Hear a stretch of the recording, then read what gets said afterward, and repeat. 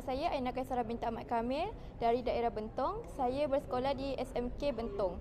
Saya telah mendapat keputusan straight 8A semasa SPM hari itu. Saya ingin mengucapkan ribuan terima kasih kepada kerajaan negeri dan juga Tok Wan atas inisiatif seperti bantuan alat tulis, juadah makmur dan juga buku latihan. Kerana atas bantuan ini telah mengurangkan beban saya. Saya juga ingin mengatakan bahawa disebabkan oleh program Pahali ini telah menyebabkan saya lebih bermotivasi untuk mendapat keputusan yang cemerlang semasa SPM. Saya Muhammad Afif Imran bin Muhammad Romizam dari Sekolah Menengah Kebangsaan Parang Tengku. Saya merupakan alumni Pahang Elite dan saya mendapatkan result 8A 1B.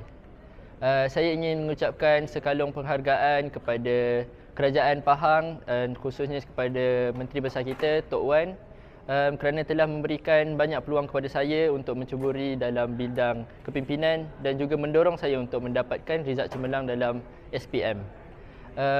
Inisiatif-inisiatif seperti juadah makmur, bekalan alat tulis dan buku-buku latihan sangat membantu saya untuk mendapat result cemerlang dalam SPM baru-baru ini.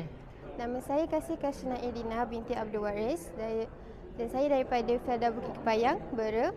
Saya bersekolah di SMK Seri Bera dan result saya baru ni adalah straight A iaitu 9A. Pertama sekali saya ingin mengucapkan terima kasih kepada Kerajaan Negeri Pahang dan juga Menteri Besar kerana dalam proses saya nak SPM ni Menteri Besar dapat membantu dengan memberikan set alat tulis dan juga modul Tok Wan. Yang mana sedikit sebanyak modul Tok Wan dapat membantu saya meningkatkan lagi dasar saya dalam membuat latihan dan saya apply tu untuk jawab dalam SPM.